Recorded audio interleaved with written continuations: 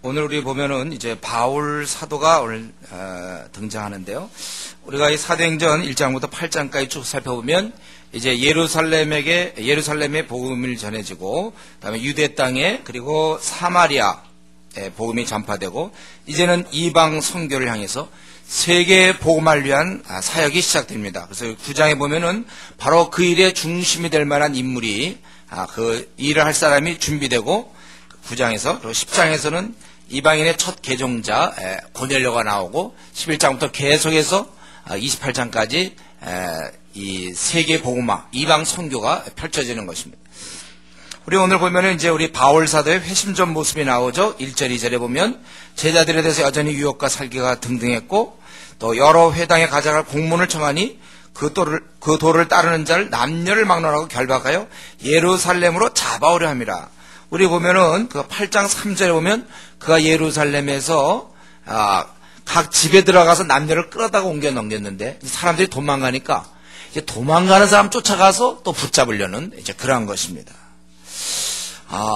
이런 걸 볼 때 사울은 회심 전에 기독교인에 대해서 아주 증오하고 무조건 보는 대로 잡아들이려고 했던, 그야말로 기독교 박해에 아주 최일선에 서서 그가 그 일을 감당했던 것입니다.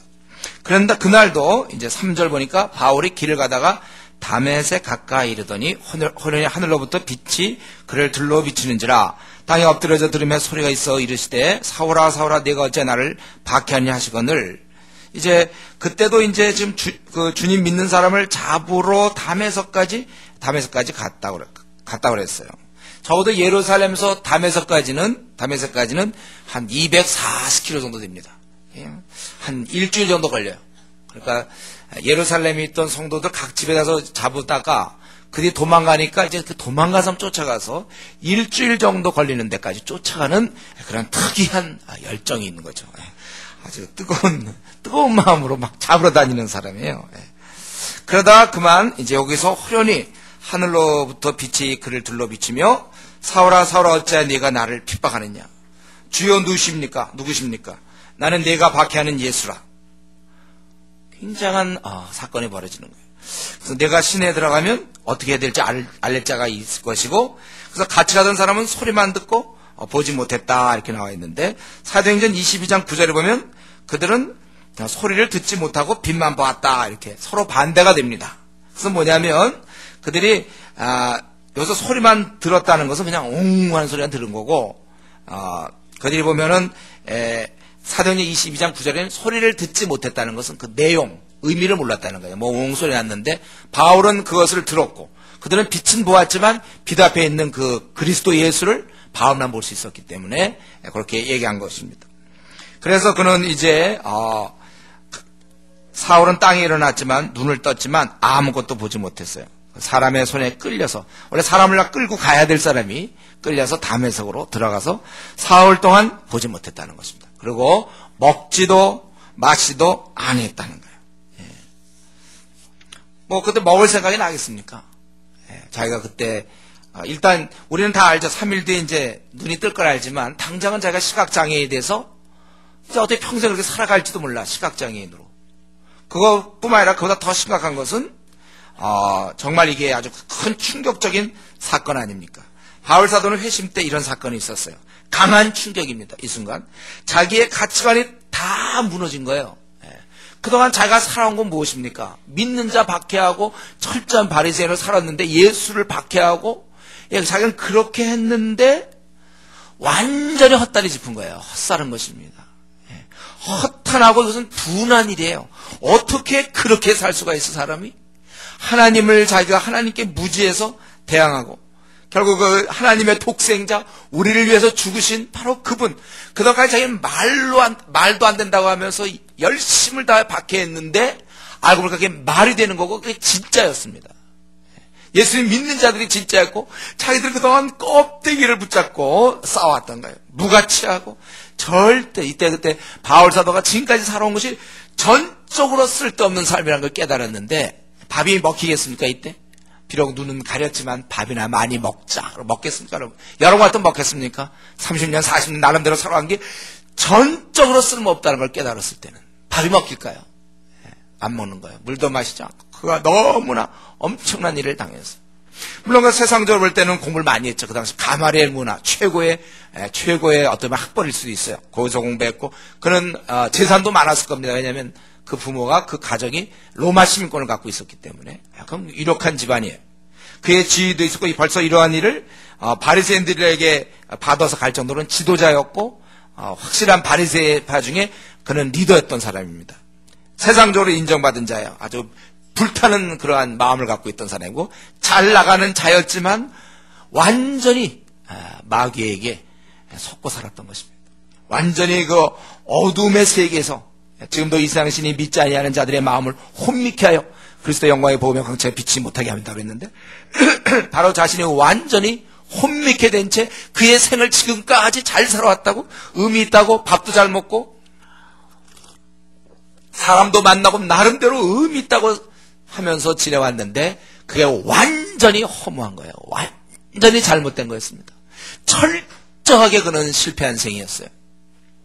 그러한 것, 그것을 지금 이 사건을 통하여 깨달은 것입니다. 그래서 그는 금식하면서 밥이고 뭐고 다 생각 없어요.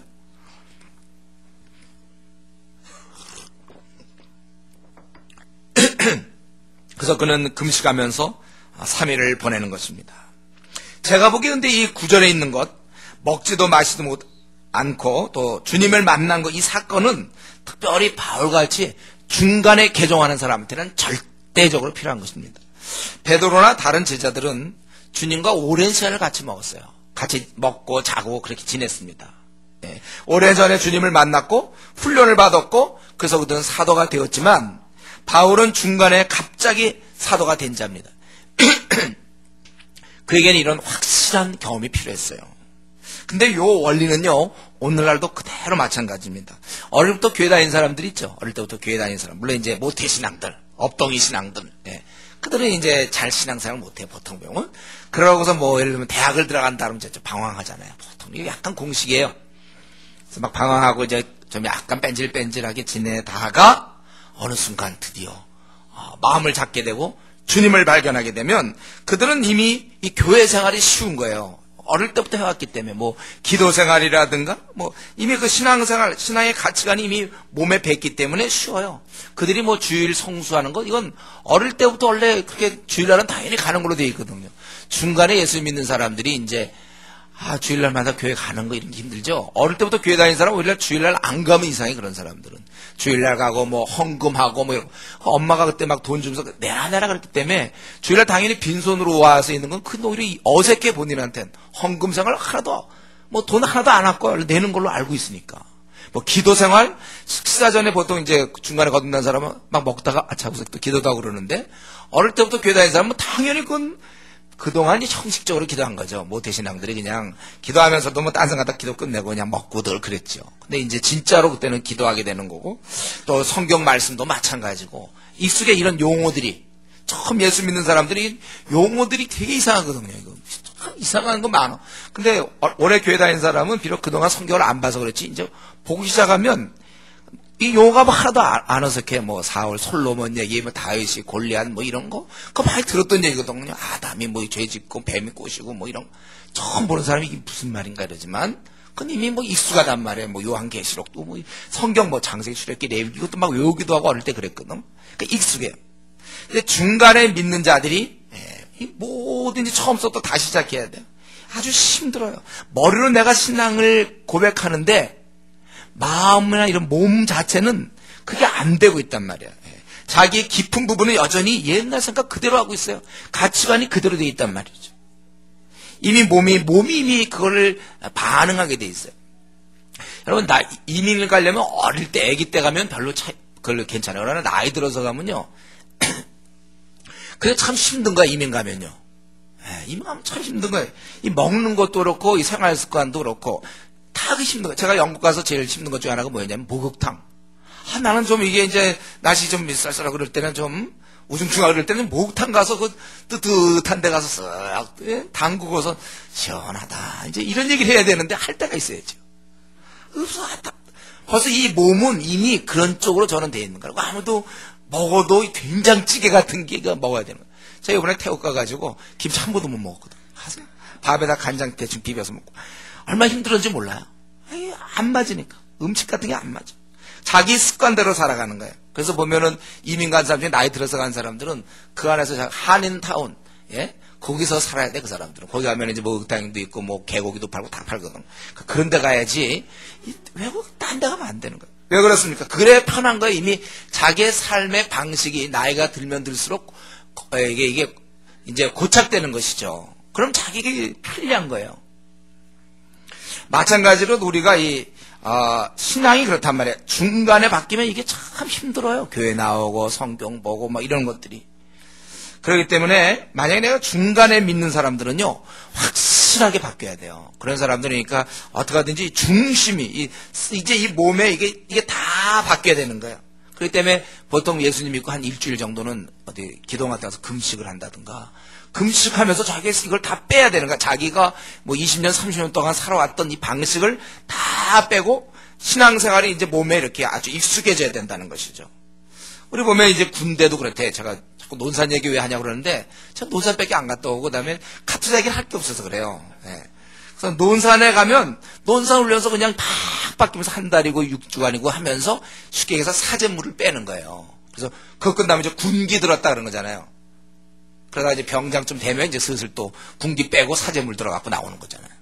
그러니까 이게 참 중요한 거야, 우리가. 이렇게 바뀐단 말이에요.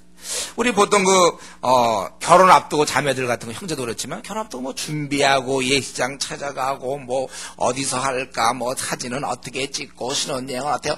막 준비하고 이런 과정을 통해서 점점점 준비가 되는 거고, 신혼여행 갔다 오고, 이러면서, 내가 결혼했구나, 이거 되는 거예요. 마찬가지로 애기 낳는 것도, 막 자매들이 지금 그 애기 그거 똥 싸고 오줌 싸고 언제도 돌보고 있습니까? 그 잘 안 되는데 불구하고, 지금 이렇게 이제 싱글로 있다가, 바로 결혼해서, 예를 들면 결혼해서 만약에 아기 갖자마자 한 열흘 만에 아기 낳아본다고 그러세요. 그러면 아기 열흘 만에 낳으면 그렇게 잘 안 될 거예요. 본인이 아직도 자기가 싱글 같고 항상 그 생각하고 있는데, 그러나 이제 10달을 아기를 갖고 있으면서 항상 자기가 제대로 못 움직이고 막 아프고, 그래서 입덕 같은 게 필요한 거야. 그래서 하는 사람 괴롭지만 어쨌든 그런 걸 통해서 내가 아기를 가졌구나 하고 내 애랑 얘기하고 막 힘들게 끙끙하고 낳고 나서도 누워있고, 그러면서 이제 자기가 이게 바뀌는 거. 그래서 애를 키우는 거예요.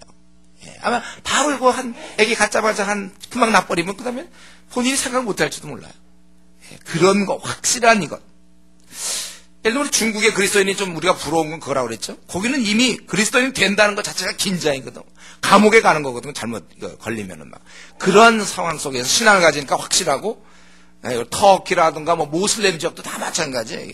그리스도인 된 것 자체가 사회로부터 쫓겨나는 거거든요. 버림받는 거거든요. 제가 그때 터키 갔을 때 보면은, 터키에서 보니까 거기는 예수님 믿잖아요? 그러면 아무런 데 취직할 수가 없어요. 취직이 안 돼. 불가능해요. 가족에서도 쫓겨납니다. 그러니까 믿고 나서 딱 가면 아무 어떤 대안이 없어요. 그래서 우리 선교사들이 거기 가서 기업체를 하잖아요. 무슨 관광회사라든지 뭐 해서 취직시키고 잠자리를 주고. 그렇지 않으면 살 길이 없거든요. 완전히 이렇게 되는 거예요. 그러니까 그런 데 있는 그리스도인들은 죽기 살기로 신앙생활하기 때문에 자기가 확실히 그리스도인이 드러나는 거예요. 이미 확 달라지니까. 그렇기 때문에 이게 확실해요. 근데 우리가 이제 어려운 거죠. 중간에 예수 믿는 사람 빨리 크리스찬 모드로 바뀌어야 되는데 이게 안 바뀌어. 아직 천국 생활에 적응이 안 돼. 예, 이게 문제예요. 그래서 우리나라도 좀 현재 이런 문제가 그대로 있습니다. 제가 좀 제안하고 싶은 것은, 뭐 여러분한테 뭐 이렇게 제안한다는 게 좀 이상하지만은, 원래 많이 제안한다면 이거 믿으려면 학생 때 믿어라 이거예요. 네, 믿으려면. 나중에 참 힘들게. 믿으려면 학생 때 믿어줘야, 그래야 굉장히 유리해요. 아주 좀 다행한 거예요. 왜냐하면 그 방학이 있거든.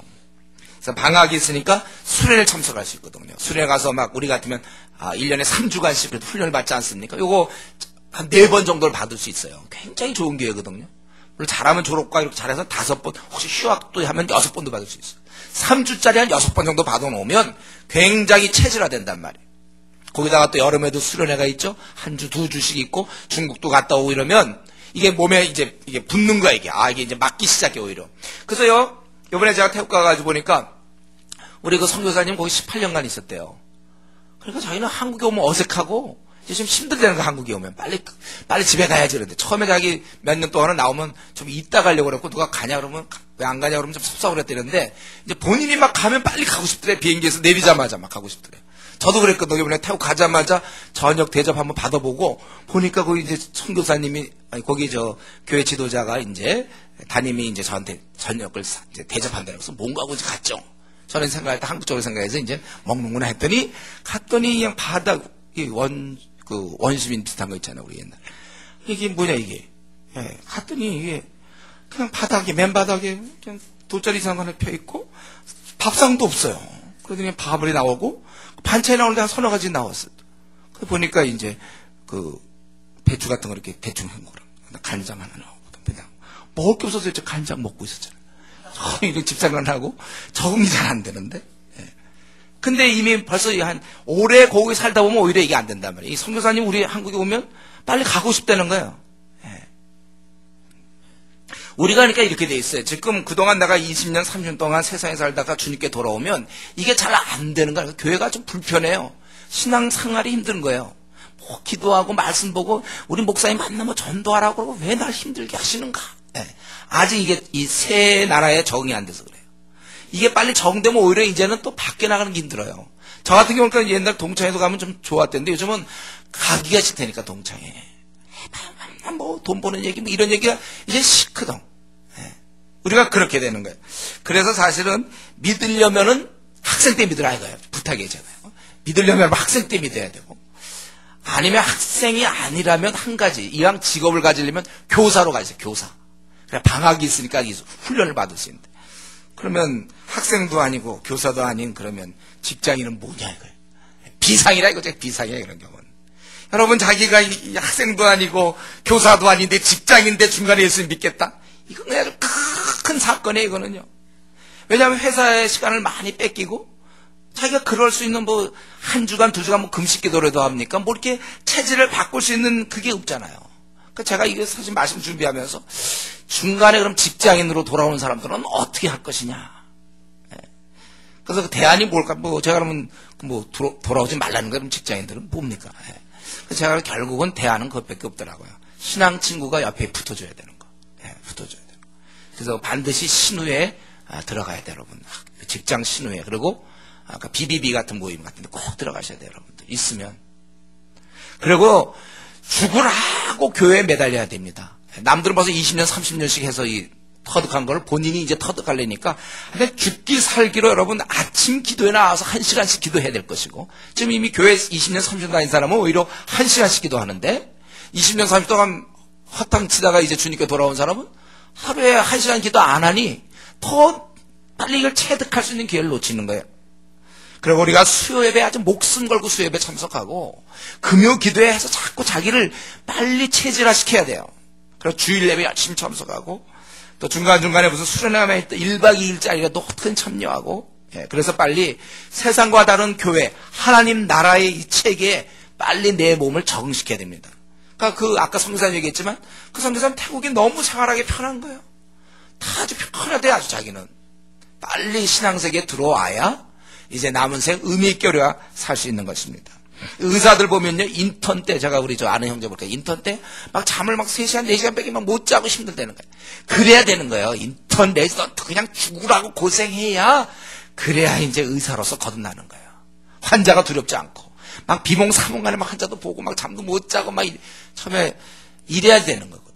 자기가 확실하게 그 의사로서 내가 이런 과정을 거쳐서 공수특전단 제가 늘 얘기하지만 훈련도 하나도 없이 공수특전단 앉아서 공수특전단 뛰어내릴 때 뭐 하고서 참 뛰면 힘들겠다 뭐라고 물에 추운데도 견뎌야 된다 뭐 이론만 다 배우고 공수특전단입니까? 그 나도 하게 그러면 그냥 몸으로 그냥 부딪혀 와야 몸에 딱 배어 어느 날 자기도 모르는 사이에 딱 나와보면 사람과 다른 거잖아요. 자기는 이런 거 이거 아무것도 아니다 그러지만 이제 딴 사람들 막 이렇게 할 때도 아무것도 아니다 이렇게 딱 되는 거야. 자기 이미 딱 비행기 있거든. 공수특전단에 이런 빵 밀고 나가야 되는 거야. 체질에 그런 사람들은 그런 사람은 오히려 좀 죄송하지 뭐 공익요원해라 그러면 잘 할 맛이 안 나는 거야. 이거 막 이래야 되는데 그래서 공익요원 하라고 공익 뭔지 모르지만 공익요원 안 되는 거야. 자기 몸에 딱 이렇게 맞아야 되는 거야. 근데 중간에 예수님 믿는 자들, 중간에 예수님께 돌아온 자는 열심히 해서 따라잡아야 돼요. 오히려 벌써 20년, 30년 한 사람보다도 덜 열심을 내. 그런데 보통 그렇게 되죠. 그러니까 생전 따라잡지 못하고 항상 이제 어떻게 보면 교회로 따지면 남들은 20, 30년에서 이렇게 위에 올라가 있는데 자기는 중간에 믿었으니까 이제 밑에서부터 시작하잖아요. 근데도 아무도 체질이 안 맞으니까 기도라든가 말씀이 아니니까 이게 점점 처지는 거예요. 이게 한국교회 현실입니다. 그래서 사실은 유리한 거는요, 모태신앙인데 약간 방황했던 사람, 이런 사람이 돌아오면 그건 좋아요. 아니면 정말 미쳐야 돼요. 한번 중간에 돌아온 사람, 여기에 모든 걸 걸어야 합니다. 제가 늘 얘기하지만 그 스탠리 스미스 같은 사람, 캠브리지 대학에서 무디의 설교를 듣고 회심하고 나서 그는 정말 회심했거든요. 2년 만에 중국 내지로 선교사로 들어가잖아요. 확실하게 깨달았으니까. 그러니까 믿을 때 확실하게 믿어야 되는 거예요. 그리고 아주 열심히 해야지 슬슬하면 안 됩니다. 예.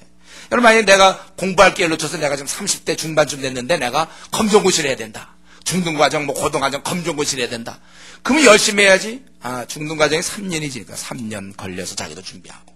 또 고등과정 3년이네. 3년에서 6년 만에 하면 40 넘어가서 뭐 어떡합니까? 하려면 빨리 속성으로 해서 빨리 끝내서 따라잡아야 되는 거 아니에요? 벌써 30대 내가 늦었다. 그러면요, 빨리 해서 막 중등과정 1년 안에 끝내고 막 고등과정 1년 안에 끝내고서 빨리 따라잡아야지. 3년 차분하게 앉아서 3년. 그게 공부하면 안 되는 거예요. 내가 만약 혹시 우리 가운데 중간에 주님 믿은 사람 있습니까? 예, 아직 뭐 젊기 때문에 그렇긴 하지만 무지 열심히 해야 돼요. 그래서 막 따라잡아야 돼요. 예. 저는 제가 26살 때 벌써 이 길에 뛰어들었는데, 캠퍼스 간사로 이제 이 한국을 바꾸고 대학생을 바꾸겠다 이렇게 뛰어들었는데, 내가 만약 30살에 주님께 돌아왔다. 어느 세월에 쉽게 해서 저 같은 사람 따라잡겠습니까? 따라잡는다는 것보다도 언제 그렇게 하겠어? 신앙에 이런 아주 열심을 내야 되는 거죠. 아무쪼록 우리 모두는 열심을 내야 돼요. 우리가 제가 얘기하지만 이제 우리 신구약 22권을 강조했습니다. 이건 저의 전략이라고 그랬죠. 참선도 66권 하자 그러면 할 사람 없을 것 같아서 제가 기도하는 중에 22권, 3분의 1만 해라. 그것도 5장 미만이 25권이다. 막 외쳐가지고. 그래서 22권 했다 이거예요. 그렇다고 여러분 하면 사실 솔직히 우리끼리 얘기지만 22권 중에 뭐 한 장짜리, 2장짜리 제가 하라고 그랬잖아요. 그러니까 실제로 성경을 따지면 지금 한 20분의 1밖에 안 될지 몰라요. 외형적으로는 3분의 1인데 22권이니까. 그냥 내용적으로는 20분의 1도 안 했는지 모른단 말이에요. 그러니까 이제 22권 했으니까 됐다. 안 돼. 되게 뭐가 됩니까? 열심히 해야지. 부지런히 공부해야죠, 우리가. 우리 지금 신앙생활은요, 항상 깊은 부분을 사모해야 되는 거예요. 더 애써야 돼. 지금의 상태에 머물러 있는 거, 그거 참 어리석은 일입니다. 전심전력하여 너의 믿음의 진보를 모든 사람에게 나타나게 하라. 디모데전서 우리 4장에 있는 말씀. 전심전력하여 신앙생활을 해야지. 그냥 이렇게 머물러 있는 거. 우리 특별히 조장들도 마찬가지예요. 목회자도 마찬가지지만 머물러 있으면 안 돼요. 더 그가 조장이라면 아주 조장장이 될 정도로 더 나가야 돼. 누구나 다. 이 조장 중에도 뛰어나야 되고 또 조장장이 이제 앞으로 이게 많이 생길 텐데 조장장에서도 또 조장장이 또 나와야 돼. 계속 끊임없이 나와야 되는 거야. 아주 열심을 내야지. 다른 사람과 비교해 볼 때 이 정도면 그래도 우리 교회에서 이 정도면 내가 집사도 됐고 그동안 한 20명이나 30명 정도 거듭나게 했고 이 정도면 됐다. 이게 아니라고. 열심을 내야 되니까 아예 그렇게 못한 사람은 또 마찬가지. 그 사람은 또 열심히 내야 되고 우리 모두가 다 열심히 내야 됩니다. 우리 베드로 사도가 얘기한 것처럼 그리스도의 은혜와 저를 아는 지식에서 자라가라 이렇게 명했어요. 그래서 6개월 전과 지금 내가 볼 때 비슷한 신앙이다. 그는 실패한 삶입니다. 갈수록 좋아야 돼. 우리 신앙은요. 계속 좋아져야 돼. 하나님을 알게 하시고 이렇게 얘기했잖아요. 계속 우리가 하나님을 알아가야 되는 것입니다. 그래서 여러분 지금보다 더 열심히 하세요. 지금 나름대로 뭐 하고 있지만 더 열심히 해야지. 멈춘 것 같은 느낌이 들면 안 돼요. 주위 사람 볼 때 나를 볼 때 저 사람 좀 한때 열심히 되더니 요즘 좀 머물러 것 같아. 이제는 뭐 완전히 고참 말년병장이구나. 신앙에 말년병장 없습니다. 계속 올라가야 돼요. 제대 없어 신앙에는. 계속 지금 여러분 말년병장 같은 태도 취하면 안 돼요. 슬슬 그저 예배도 슬슬 모임도 슬슬 뭐 조장을 하면 조장도 그냥 슬슬 그냥 슬슬 그러니까 그거 안 돼요. 죽기 살기로 하셔야 돼요. 이게 주님께 하는 거 아닙니까 우리가. 한 번밖에 없는 삶인데 그렇게 보낼 수 없어요. 세월은 가고 있는데. 그런데 우리 여기서 이러한 사도가 그래서 이러한 걸 경험한다는 건 참 좋은 거고, 중간에 그러니까 그는 사실은 사흘 동안 보지도 못하고 먹지도 마시도 안 했고, 그 이후에 곧이어서 그는 3년간 아라비아 광야로 가서 거기서 더 깊은 부분 들어갑니다. 그렇게 깊은 훈련 뒤에 그는 이제 큰 인물이 되는 거예요. 네, 이게 중요한 것입니다. 우리 여기서 또 한 가지 좀 생각해 볼 수 있는 거는, 우리 성도가 핍박당할 때 예수님은 자신이 당한다고 그 5절에 내가 박해하는 예수라, 핍박하는 예수라. 우리 귀한 교인이 있음을 깨달아야 됩니다. 뭡니까? 예수님과 우리가 연결되어 있다는 거예요. 이 교회는 주의 몸입니다, 여러분. 하늘에 머리가 있고 땅에는 몸이 있는 거예요. 그래서 이 교회는 주의 모습을 이 땅에서 드러내야 하는 것입니다. 우리 부족한 사람들이 모였지만 그래도 어떻게 하든지 주님의 모습을 드러내야 돼. 우리 함께 에베소에 있는 것처럼 우리가 함께 지어져 가는 겁니다. 예. 교회를 교회답게 우리가 함께 만들어가야 되는 거예요. 우리는 지금 주의 몸으로 연결되어 있다는 거예요. 그렇기 때문에 우리는 서로 돌봐야 됩니다. 예, 여러분, 우리가 주의 몸이라는 걸 알고 그 사람이 누구냐면 눈이며 코며 입이며 내 몸의 지체라는 거. 주의 몸의 지체이기 때문에 다른 사람을 우리가 귀하게 여기고 돌봐야 됩니다. 예. 헐뜯으면 안 되는 거, 헐뜯으면. 누구에 대해서 수근수근 거린다는 것은 그건 단지 미성숙한 것을 의미하지 않고 미성숙한 것을 뛰어넘어 그건 하나님 앞에 죄 짓는 거예요. 왜 어떤 사람에 대해서 그렇게 말이 많습니까? 남을 비방하기 좋아하고 원래 우리가 사람을 잘 사랑하지 못하는 그 죄성을 갖고 있어요. 그 죄성의 발현이란 말이에요. 그러니까 예수님 믿고 나서도 성품이 잘 훈련이 안 된 사람은 물론 과정 중이지만 자꾸 성도에 대해서 이러쿵 저러쿵 저 교인이 어쩌고 저쩌고 그런단 말이에요. 남에 대해서 자꾸 평가자 역할을 스스로 맡은 사람들이 있어요. 우리 그렇게 하면 안 됩니다. 저와 여러분은 그런 성향이 다 있어요. 사람에 대해서 자꾸 이렇게 비판하기 좋아하고 조금 뭐 있으면 얘기하기 좋아하고 이거 참 나쁜 거라는 거예요.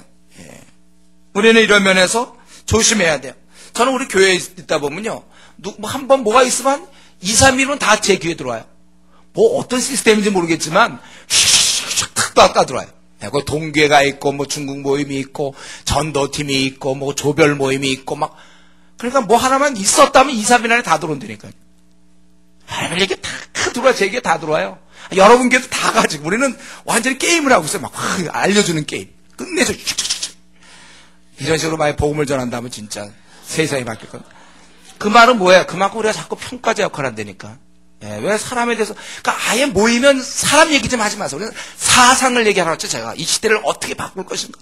사상을 얘기하는 게 고급이지, 사람 얘기하는 게 가장 저급이에요. 그 사람이 어쩌고, 저 사람은 어쩌고. 그거 왜 얘기합니까? 그러니까 눈이 이미 생긴 모습 그대로. 눈이 조그맣다, 뭐, 코가 뭐, 납작하다. 그 주의 몸 갖고 자꾸 얘기하지 말라고요. 아니면 자기가 만들어주려면 그렇게 하든지. 눈이 넌 조그맣게 내가 크게 해주겠다.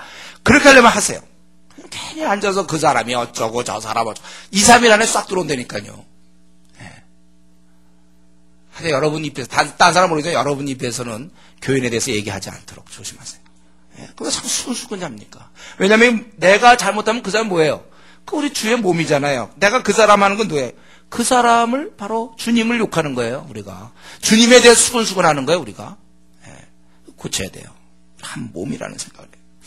또 우리는 동시에 그를 비판만 이렇게 안 하는 것만 참을 게 아니라 돌봐줘야 된다는 걸 우리가 생각해야 됩니다. 우리가 주의 몸임을 기억해서 두루두루 우리가 관심을 갖고 돌봐야 되는 거예요. 우리가. 그럼 이 말은 뭡니까? 우리가 이런 성향은 누구나 있지만요. 이거 정말 고쳐야 되는 거예요. 끼리끼리 어울리는 거. 이건 좋은 것이 아닙니다. 그건 누구나 다 범인이 할 수 있는 게 끼리끼리 모이는 거고 성령 충만한 사람은 그렇게 살지 않아요. 성령 충만하지 않고 기도 생활 없는 사람은 끼리끼리 이렇게 모이는 거예요. 그건 저도 그렇고 여러분 누구나 다 그런 성향이 있어요. 아무튼 나한테 잘 대해주고 얘기 잘 통하는 사람과 시간 보내게 돼 있잖아요. 나에 대해서 호의가 없고 막 별로 좋은 감정 없는 사람과 막 대화하고 싶습니까 여러분? 나 같다 같이 별로 잘 받아주지 않는 사람, 나를 좀 비판하는 사람한테 가서 막 대화를 한없이 하기를 원하나요?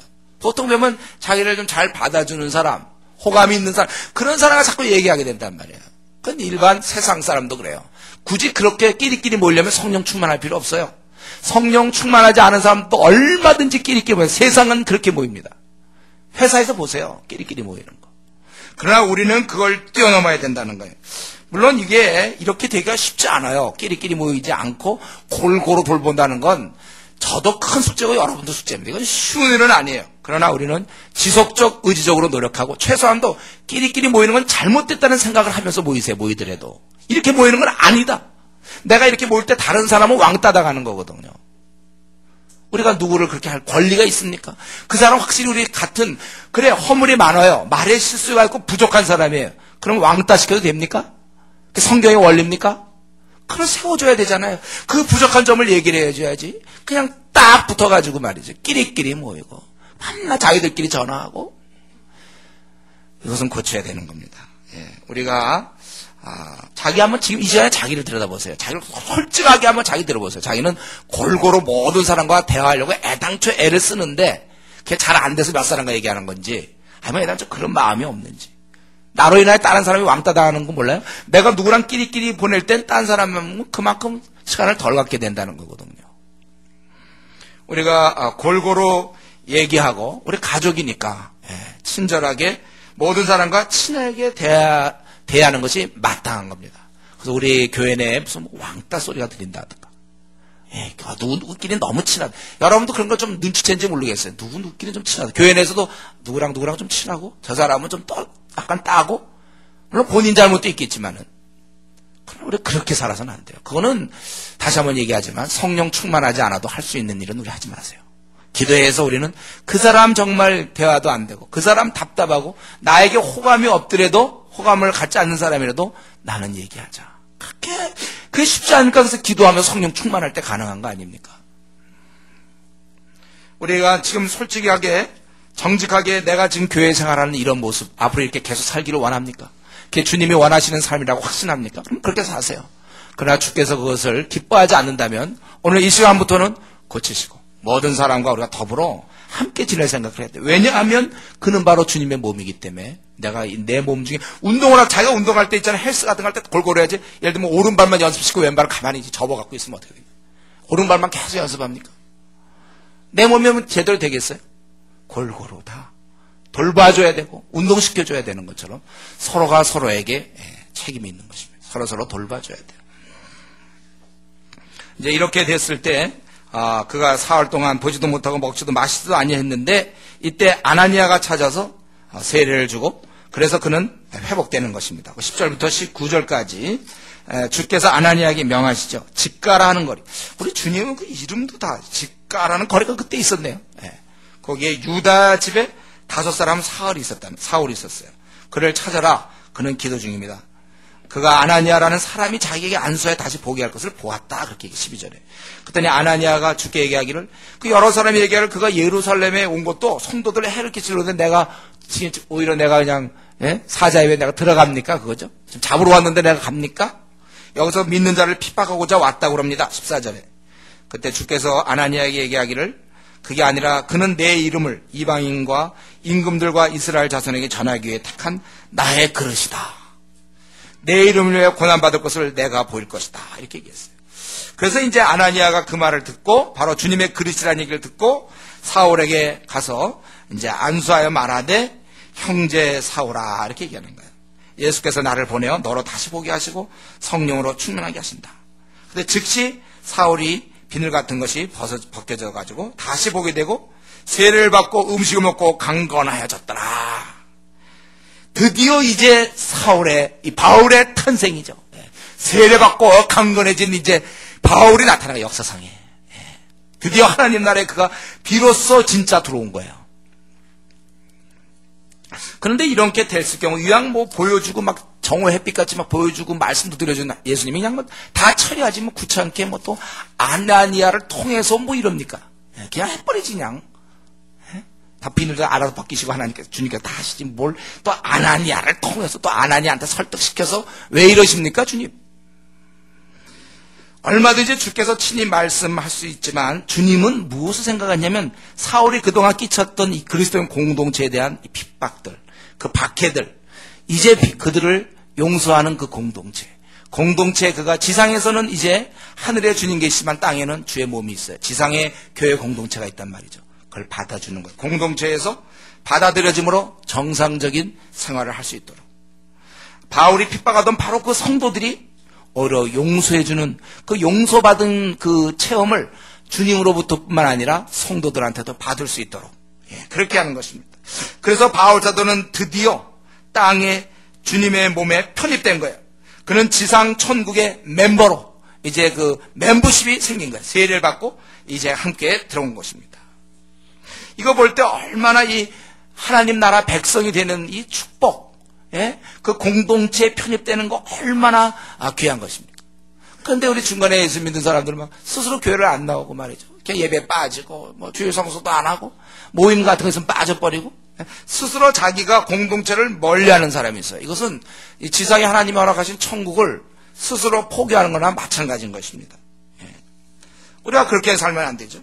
우리가 이러한 이 공동체에 받아들여짐이 얼마나 축복입니까? 스스로 자꾸 예배 빠지고 스스로 모임 빠지고 지혜로운 일이 아니에요. 어쨌든 우리는 이걸 통해서 오늘 이 말씀 통해서 이게 주님께서는 다 하시는 거구나. 아나니아에게는 또 환상 중에 말씀하시고 또 사울에게도 아나니아에게 와서 회복함을 보이시고 또 사울을 피하려는 아나니아를 설득하시고 또 아나니아에게 회복시킬 수 있는 능력도 주시고 사울을 보게 하시고 결국 강건케 하신 것도 주님이 다 하신 거 아닙니까? 여러분 이걸 쭉 우리 읽다 보면 이게 쭉 보면 결국은 주님이 다 하시는 역사잖아요. 주님이 원래 이런 분이세요. 다 조종하시고 이끄는 분이라는 것이죠. 그분은 우리의 이름을 알고 사는 동네를 알아요. 우리 집가를 아는 것처럼 우리가 지금 사는 동네 있잖아요. 봉천동, 뭐 신림동 다 안단 말이에요.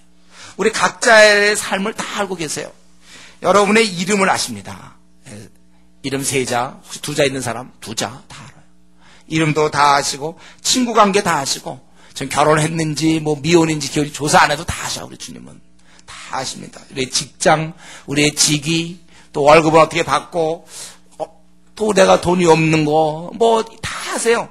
또 나에겐 뭐 결혼을 해야 될 문제점이 있다든가 나에겐 이런 어려움이 있다든가 또 집안의 문제, 앞날 모든 거 다 아십니다. 그러니까 이런 걸 모든 걸 다 안다 이런 말 하기도 정말 힘들어.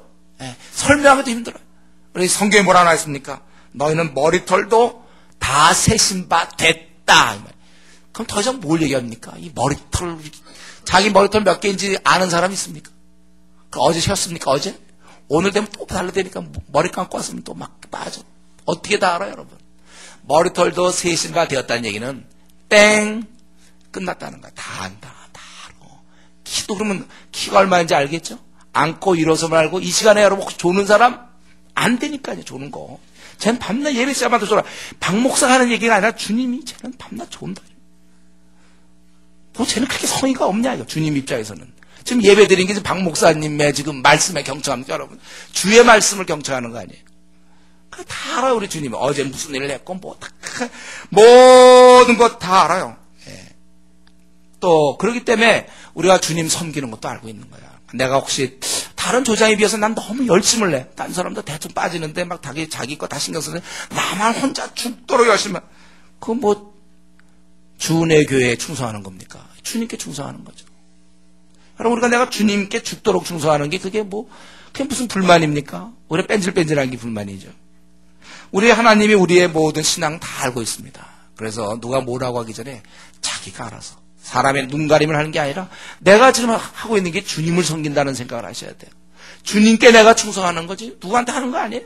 다른 사람이 몰라줘도 돼요. 나는 죽으라고 충성할 수 있어요. 내 재물을 써둘 수 있고 내 관심과 에너지를 기꺼이 어린 자를 쓸 수 있어야 돼요. 주님이 하시는 거예요. 내가 어린 자 돌보는 게 진짜 그냥 어린 자를 돌보는 겁니까? 주님의 아들, 딸을 돌보는 거 아니에요. 우리 항상 그 생각해야 됩니다. 우리가 이런 면에서 내가 또 앞날 걱정하지 마세요. 결혼 문제가 어떻게 되고 주야 결혼이 주님 다 하시니까 우리가 기도하라고 했어요. 아무것도 염려하지 말고 너희 구할 것을 감사로 하나님께 하라고 했어요. 자신에게 다 나름대로 한두 가지씩은 어려움이 있습니다. 기도하세요. 기도. 다 아시는 그분께서 들어주세요. 우리의 주님은 이렇게 모든 걸 아시는 그분께서는 또 우리의 생을 가만 놔둘 리가 없습니다. 그분은 우리에게 계획이 있으세요. 그게 우리 15절에 나온 거잖아요. 그 바울은 나의 택한 그릇이라. 이렇게. 주님께서는 그냥 돌아오게만 하는 분이 아닙니다. 우리를 회심만 시키는 분이 아니라 돌아온 자에게는 그 기특하고 귀여운 자, 그 하나님의 자녀 그 자에게는 사명을 주신다는 거예요. 그 이방인을 위한 택한 나의 그릇이라고 그랬습니다. 만약 그냥 우리가 회심만 했다면 어쩌면 이 바울 같은 경우는 지난날의 과거 때문에 고통하고 번민을 했을지 몰라요. 사람을 많이 죽이는 일에 그 일을 했기 때문에. 아니면 우리가 구원받았다면 구원만 받았을 뿐이지 이 땅에서는 그냥 구원만 받은 걸로 끝나는 거예요. 그러나 이 사명을 깨닫는 순간부터 삶이 시작된다고 그랬어요. 제가. 우리 카운트가 이제 그때 되는 거예요. 내 사명을 깨닫고 발을 한 발 딱 디디는 순간부터 이제 자기 삶은 한 살, 두 살 시작되는 거예요. 저는 26살 때예요. 제 사명을 그때 깨닫고 지금까지 이렇게 살아왔는데, 자기의 사명을 깨닫기 전에는 이건 참 삶 자체가, 제가 벌써 여러 번 설교했죠. 자기 사명을 모르면서 사는 사람들 그거 왜 사냐 그랬어요. 그러니까 막 이렇게도 해서 달리고 저렇게. 그러니까 보통 사람들 불신자 꼭 이 땅에 태어나지 않아도 그렇게 큰 문제 없다니까. 그 사람이 그냥 뭐 먹고 사는 거 외에 뭐가 있습니까? 우리가 하나님 나라에 들어올 때는요, 다 보직이 있어요. 보직 없이 하나님 나라 백성을 안 받습니다. 군인들도 딱 군대 가면 다 나름대로 보직이 있는 거예요. 육해 공군에서 또 보직이 다 있는 거예요. 여러분, 회사에 우리가 직원으로 채용됐으면 가서 다음에 직원으로 채용돼서 뭐 그냥 빈둥빈둥 한 30년 놀다가 나올 걸로 생각합니까? 분명히 그 일자리가 있는 거. 들어가면 무슨 일자리가 있어요. 하나님 나라에 들어왔습니까? 일자리가 있어요. 내가 받은 사명이 무엇인지 이걸 알고 살아야지. 이거 모르면 그저 남들이 하는 것처럼 그러면 어디 뭐 취직이나 해볼까, 아니면 또 유학이나 가볼까, 또 이민도 한번 생각해 봤다가 뭐 직장만 하고 뭐 그냥 파묻혀 지내는 거야. 옛날처럼. 아직도 혹시 우리 중에 잠깐 둘이 얘기하지만 아직도 혹시 사명을 아직도 깨닫지 못한 자들이 있습니까? 저는 이렇게 제시하고 싶어요. 올 여름까지만 여러분 정말 열심히 노력해서 제발 좀 사명 좀 깨달으세요. 그래야 남은 생을 살 거 아닙니까? 사명을 모르는 채 살면 그냥 직장이네요. 그냥 보통 사람 좀 하고 주말에 놀고 빨간 날 놀고 또 월급 좀 받고 직장에서 뭐 시키면 일하고 그냥 아침에 콰이트하면 잠깐 하고 기도 생활하고 밥 먹기 전에 기도하고. 그거 하려고 예수 믿습니까? 저 같으면 안 믿죠. 저는 그렇게는 살고 싶지 않아요. 우리가 하나님 믿을 때 각자에게 주신 사명이 있는데 더 기다리기엔 생이 너무 짧아요. 우리가 한 올 여름까지 저는 좀 제안하고 싶은데, 우리 중에 아직 사명 모르는 분 있죠? 제발 다수가 아니길 바라는데, 사명 아직 못 깨달은 분 좀 올 안에 노력하세요. 올 한 여름까지. 제가 원래 처음엔 올해까지라고 생각했어요. 제가. 너무 그러면 또 6개월이 너무 아까워. 올 여름까지. 그래서 이럴 때 제가 시간 남으면 저 토요일 같은 데 시간 남으면 하루 종일 좀 하나님과 좀 씨름 좀 하세요. 하나님, 나 왜 태어나게 했습니까? 내가 이거 하다 죽으면 됩니까 정말? 그래서 확실히 붙잡을 때까지 이거 붙잡아야 돼요. 어떤 사람 자기 방언 못한다고 그 되게 안타까워 하는 사람이 있는데, 그건 나중 문제예요. 방언이 이런 거. 진짜 중요한 건 내가 왜 태어났는지. 이들 이따 여러분이 그냥 직장인, 안 믿는 직장인과 다를 바가 하나도 살다 죽는 거예요. 그렇게 하기에는 우리 생이 한 번밖에 없어요. 두 번만 돼도 한 번 살아보고 다음번 한번 하겠는데, 여러분 지금 한 번짜리 갖고 지금 지내는 거예요. 요거 한 번짜리를 보내고 있기 때문에 나 왜 이 땅에 태어났는지 주님께 물어보세요. 주님이 가르쳐 주신단 말이죠. 깨달아야 돼요, 여러분들. 우리 생이 너무너무 짧다는 사실. 그러나 우리는 여기서 바울이 사용되는 걸 볼 때 굉장한 위로를 받는 거죠. 이렇게 못된 자, 주를 핍박한 자도 사용된다면 하물며 우리랴. 스스로 자학하지 마세요. 지금까지 못 살았습니까? 지금까지 내 나이가 지금 60인데, 뭐 70인데, 뭐 50인데, 지금까지 내 생은 잘못 살았다. 이제부터라도 여러분, 제대로 살면 되는 거예요. 열심을 내세요. 시간을 좀 내서 여러분들 정말, 내가 사용될 꿈을 꿔야 돼요. 한번 내가 지금은 우리 교회에서 별로 사람들이 나보고 좀 신앙이 없다고 그러는지 모르겠어요. 내가 스스로 봐도, 교회에서는 뭐 나는 뭐 하는 역할도 없고 그냥 예배는 왔다 갔다 하고 나는 뭐 별거 아닌지 몰라. 그러나 어쩌면 지금 자신이 한 시대를 움직일 큰 인물일지도 모른다니까요. 다만 지금 잠자고 있어서 그렇지. 빨리 깨려니까. 왜냐면 기다리는 수많은 사람을 위해서. 자기는 애당초 한 시대를 움직일 위대한 인물이라고 애당초 생각하지 않습니까? 사회적으로 뭐 돈이 없습니까? 지위가 없어서 그래요? 관계없어요. 주님이 정말 우리 무디 같은 거 세계적인 정말 미국의 부흥을 일으켜 영국의 막 부흥을 일으켰던 무디는 뭐한 사람이었습니까? 구두수성공이었어요. 구두수성공. 학교는 초등학교 제대로 못 나왔죠. 그래서 그가 설교할 때 보면 문법에 맞는 게 별로 없다고 그래요. 그래도 하나님 쓰시는 거예요. 문제는 이제 주님께 누가 가느냐 이거죠. 여러분 우리가 한번 이제 멋지게 살아요. 보통 우리 나이 35세부터 내려가기 시작한다고 그랬죠. 70을 잡았을 때. 이미 벌써 내려가기 시작한 사람들이 있는데 언제까지 우리가 이걸 기다려야 됩니까? 여러분들 꼭 이제부터라도 말이죠. 주말에 뭐 놀 생각하지 말고 주말 같은 때 좀 이거 얻을 때까지는 놀 생각하지 마세요.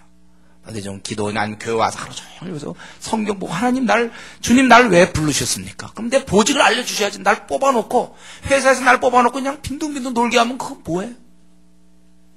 나 이거 뭡니까 나 이게 진짜 신앙생활하는 거 맞습니까? 나 이렇게 할 바엔 집어치우겠습니까? 막 이런 아주 죽기 살기로 매달리세요. 그럴 때 응답이 있는 거예요. 그럴 때 하나님 응답해 주는 거예요. 하나님 음성 들어야 돼요. 내가 너를 이렇게 쓰겠다. 그 음성 들어야지만 우리가 남은 생을 살죠. 그거 못 들으면 우리 뭐 어떻게 살라는 거야 우리가 사명 없이 방향 없이. 우리가 한 번 사는 거 아주 귀하게 내 생이건 다른 사람 더 이상 살 수도 없어요. 벌써 35세 지난 사람들이 있습니까? 내려가기 시작이라니까. 인생 70이라고 그랬어요. 내려가.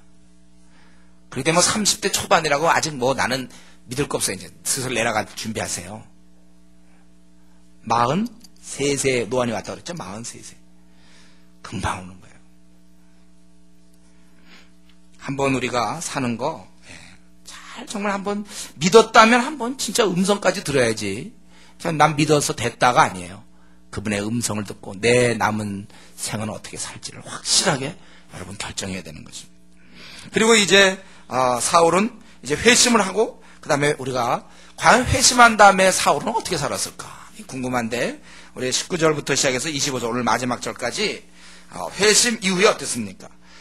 사울이 다메섹에 있는 제자들과 함께 며칠 있었어요. 즉시로 각 회당에서 예수가 하나님의 아들이심을 전파하니 듣는 자들이 다 놀라워하는 거예요. 이 이름을 부르는 자를 받게 하던 자가 아닌가? 여기 온 것도 잡으려고 왔는데 어째서 저렇게 하느냐? 하지만 사울은 소용없어요. 그냥 힘을 더 얻어서 증언함으로 다메섹의 유대인들이 아주 당혹스러워하는 것입니다.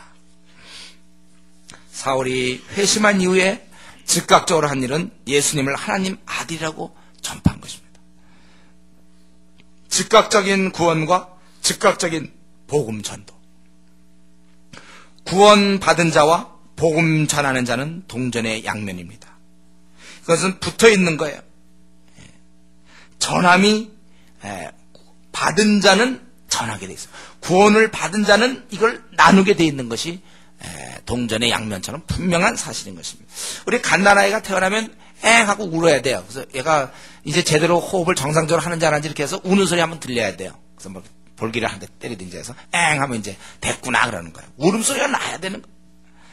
그래서 사실 내가 진짜 믿었다면 이거 자기를 점검할 수 있죠. 내가 진짜 믿는 자라면, 그러니까 적당히 믿는 자 말고 진짜 내가 하나님 나라의 백성 맞다면 그런 사람은 전함이 꼭 있기 마련이에요. 얻은 자는 전하게 돼 있어요. 이건 뭐 우리가 늘 제가 얘기하는 거잖아요. 내가 만약에 무슨 간암 때문에 정말 하나도 안 되고 나 다 죽어가는데 어떤 의사가 만나서 나를 고쳤다. 그때 우리 집안 식구 다 간암이야. 근데 이쪽 가보고 저쪽 가보고 안 되고 있다면 나가 고침받았다면 그건 당연히 가족들에게 이 의사를 소개하는 게 당연한 것이지. 그걸 뭐 너가 뭐 자유다. 나 강권하기 싫다. 사랑이 없으니까 하는 거죠. 여러분 의사를 소개할 수밖에 없어요. 아니면 강권해서 한 번만 끌고 제발 좀 내 말 좀 믿고 가자고 사정을 해서라도 끌고 갈 수밖에 없다는 거예요. 내가 구원받은 게 정말인지 아닌지는요. 저는 그거 보면 알아요. 가족들에게 복음을 소개하는가. 예수 믿으라고. 왜? 자기가 지금 영원히 타는 불 못해서 구원받았잖아요. 이게 믿는 자는 확실하죠? 그렇다면 어떻게 영원히 타는 불못에 떨어질 엄마, 아빠, 동생, 언니를 가만 놔둘 수 있습니까? 저는 아무리 미워해도 그렇게 할 수 없다고 생각해. 분명히 영원한 타는 불못에 떨어질 사람인데 가만히 있는 이유가 뭡니까?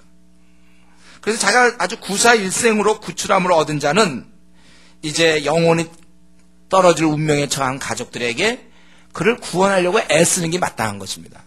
이 시간 한번 자기를 돌아보세요. 나는 정말 내가 예수님 믿고 나서 우리 부모님께 가족들에게 복음을 전하려고 얼마나 애를 썼는가.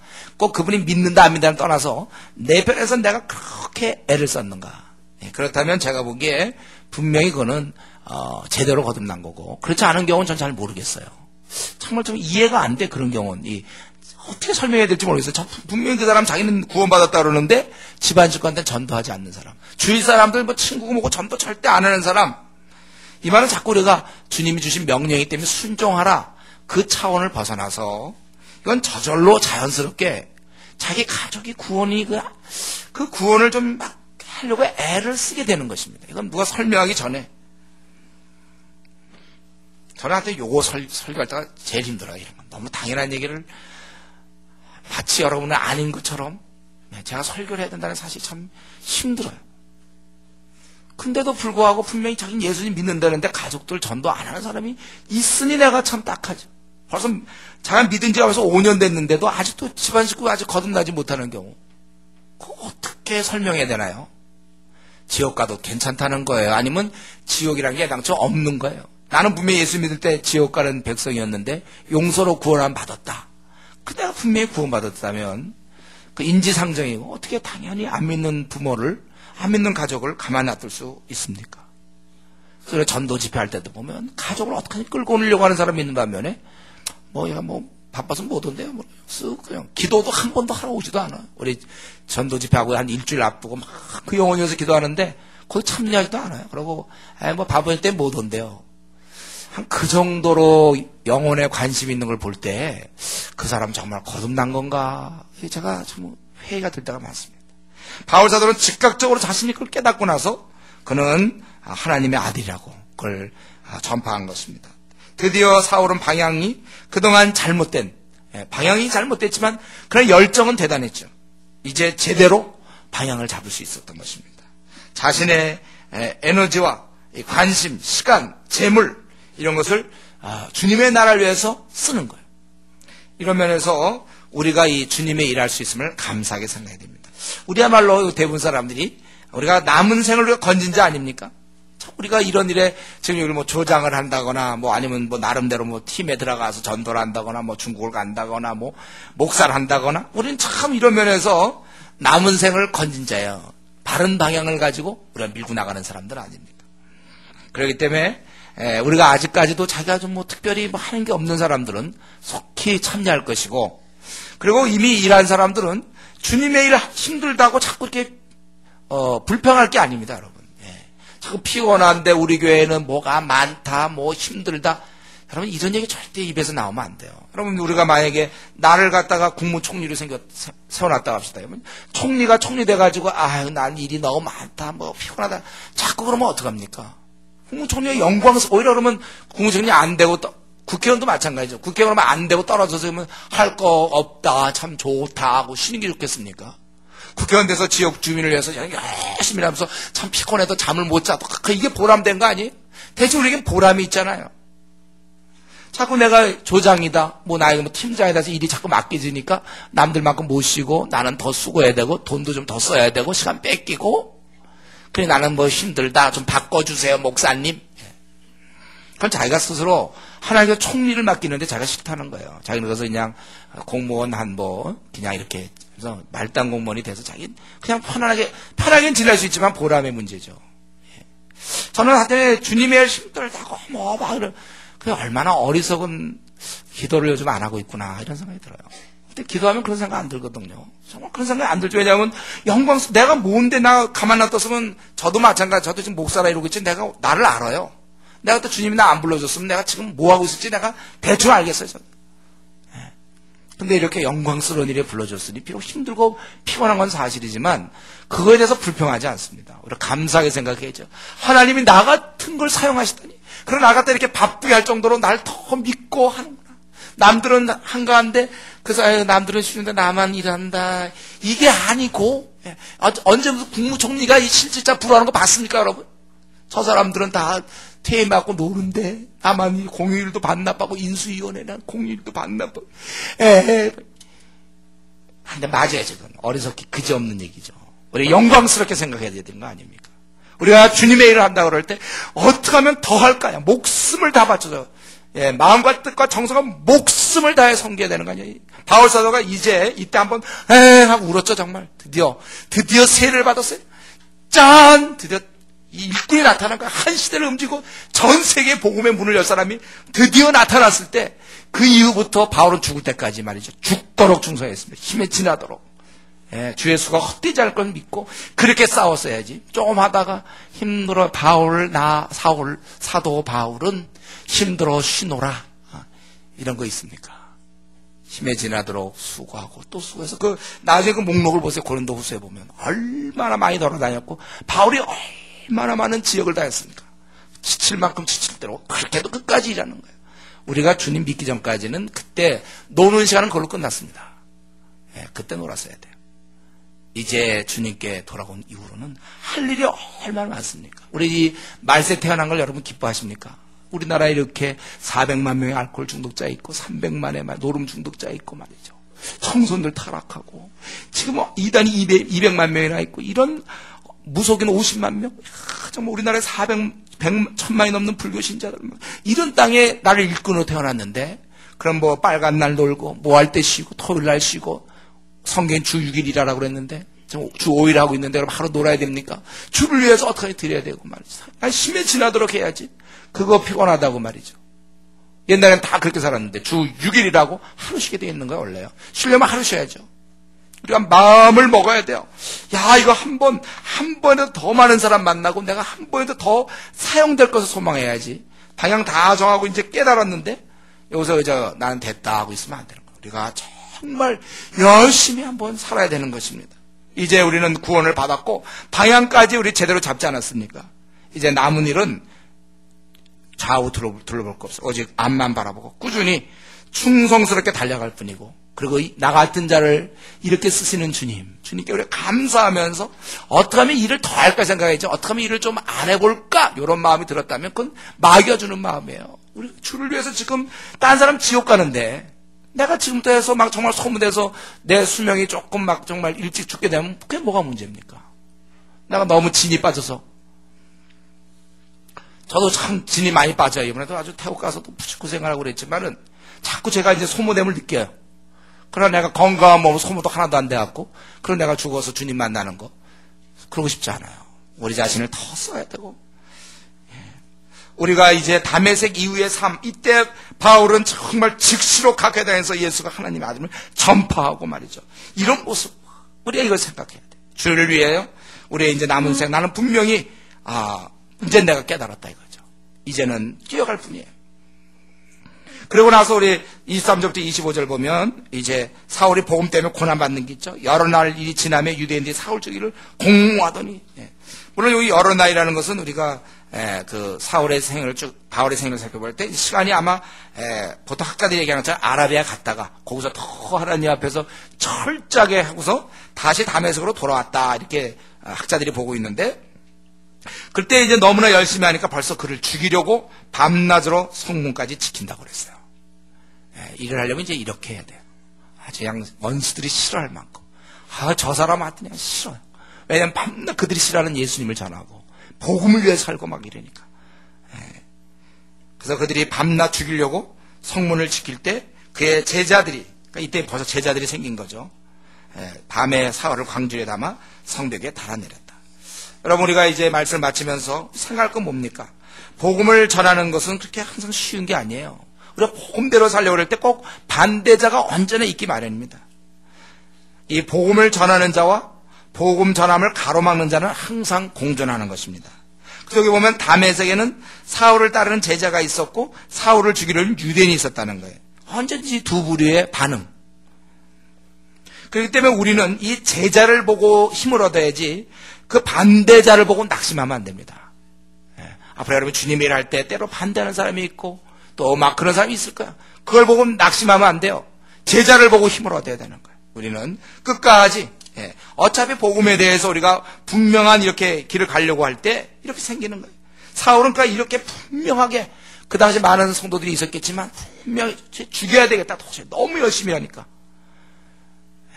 지금 만약에 마귀가 말이죠 나타나서 한 명 꼭 죽여야 되겠다. 너무들 열심히 할까. 그러면 그 사람이 누굽니까? 자기일 것 같아. 우리 교회에서 만약에 마귀가 이 사람만 좀 빠지면 교회가 좀 조용할 것 같으니까 너무 열심히 이 교회 나가니까 한 3명만 뽑아야 되겠다. 3명 뽑아서 이 사람들 제거해야 되겠다라면 여러분 그때 내가 들어갈 수 있어야 돼요. 나는 안심해야 되겠다. 저 조장하고 조 조장은 죽을 것 같고 나는 빠져나가요. 그렇게 신앙을 하지 마세요. 만약에 진짜 마귀가 나타나서 진짜 3명만 뺏으면 내가 될 것 같다 할 때 그 3명 중에 내가 들어갈 수 있어요. 저도 마찬가지. 만약에 마귀가 이 주은혜 교회 전진하려고 그럴 때 만약 이 중에 3명만 빼면 이 교회 무너질 것 같다 할 때 저는 꼭 제가 들어갔으면 좋겠어요. 여러분도 그렇게 마찬가지예요. 내가 이 교회에 없음으로 인하여 이 교회가 무너질 것 같은가.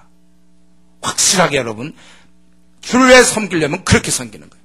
우리가 이 주은혜 교회 한 시대와 싸우기를 원하고 우리 이 나라를 4천만을 또 아시아의 태국인이 네팔이니 베트남이 수많은 나라 생각하면서 우리가 중국을 겨냥하고 있지 않습니까? 중국을 한번 바꿔보려고. 그래서 그들이 한족들이 그 주변에 있는 나라 바꿀 거 생각하면서 그리고 모슬렘에 가서 지금 중국은 100만 선교사를 생각하고 있는데 이 나라를 한번 그냥 우리가 충동질해서 100만 선교사가 나타나서 무슬렘을 덮을 수 있도록 수많은 순교의 피가 흘려질 거야 앞으로. 백투 예루살렘 운동이 벌어질 건데 이런 걸 생각할 때 내가 이 교회에서 내가 만약에 빠지면 교회가 힘이 없겠는가 생각하셔야 돼요. 여러분 우리가 그렇게 살아야 됩니다. 이쪽에서 가물까 이 바울을 제거하면 될 것 같아 이 사람들이 보니까. 그래서 죽여야 되겠다. 우리가 주님을 위해 살려오면 이렇게 한번 목숨을 내놓고 내가 우리 주은혜에게서 내가 빠지면 교회가 무너질 것 같을 정도로 그렇게 충성스럽게 여러분 일하셔야 합니다. 저도 마찬가지고 여러분도 마찬가지고. 내가 빠져봐도 주은혜에게는 잘 달릴 것 같아. 그건 우리 하나님의 은혜를 진실로 깨달은 자의 모습이 아닙니다. 어쨌든 이제 말씀을 맺혀야 되겠는데 바울은 이렇게 시작된 시작이에요. 이렇게 시작된 삶입니다.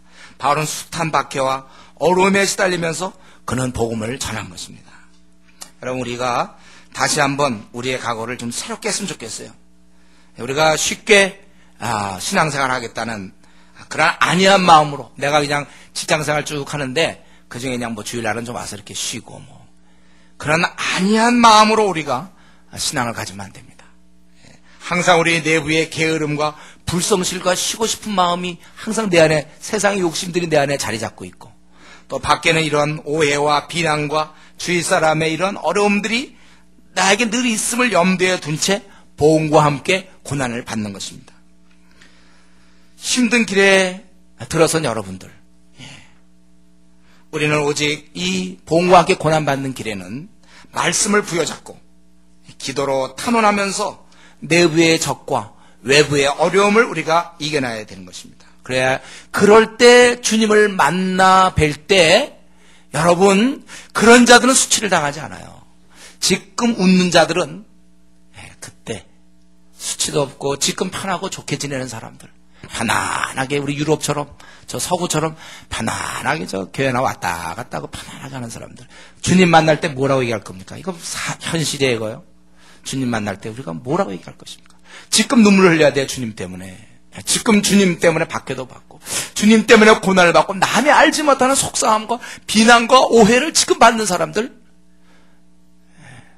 주의 이름을 위하여 핍박받는 자 그런 자가 복이 있는 거예요. 이런 면에서 정말 나는 주님 뵙기 전까지 나는 얼마나 많은 눈물을 흘리며 얼마나 나는 그 고난의 길을 가고 있는지 우리가 다시 한번 우리 자신을 들여다보면서 바울 사도가 드디어 여기서 정말 다 변화돼서 그는 죽을 때까지 흔들림 없이 죽을 때까지 흔들림 없이 주께 충성하며 심에 지나도록 이랬는데 나는 도대체 무엇이 나를 가로막고 있습니까? 우리 다시 한번 우리 자신을 들여다보며 남은 생 이제 지금까지 어떻게 지낸지 모르지만 이 시간 이후로 결심하여 한번 새 마음을 가지고 내가 남은 생 한번 충성하다가 이왕 이렇게 한번 2판 4판인데 있잖아요. 한번 살 거 주를 위해서 확실하게 살고 확실한 그리스도는 내가 살아야 되겠다. 주님 나를 도와주십시오. 내가 남은 생은 한번 그렇게 있어도 되고 없어도 될 인물이 내가 되진 않겠습니다. 주은에게 그냥 나 안 나온다고 해서 문제들 하나도 없고 말이죠. 정말 내가 이렇게 힘없게 내가 살기 원치 않습니다. 정말 내가 열심을 다하여 한국 교회를 보고 세계를 보면서 준비하는 그런 일꾼이 되게 목숨 다하여 충성 다하는 그러한 아들, 딸이 되게 해달라고 우리 시간 한번 통성으로 기도하겠습니다. 같이 기도합시다.